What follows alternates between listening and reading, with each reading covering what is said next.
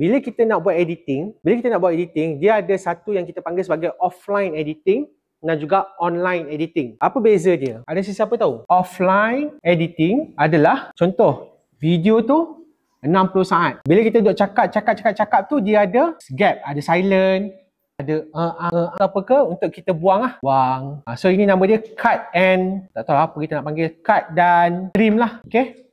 Untuk online editing adalah apabila video tu dah siap potong-potong semua tu, kita letak, contoh, overlay video, letak gambar kat atas dia, kita letak apa tu, ada subtitle sepanjang video kan. Lepas tu kita letak lagu, ni music, lepas tu kita letak sound effect, toin ke apa ke, itu online lah. Online tu macam kita decorate the video. Itulah yang membezakan offline editing dan juga online editing. Jadi first kita kena settlekan offline editing dululah, baru kita buat online editing. Jadi baiknya kita potong dulu, baru kita letak subtitle.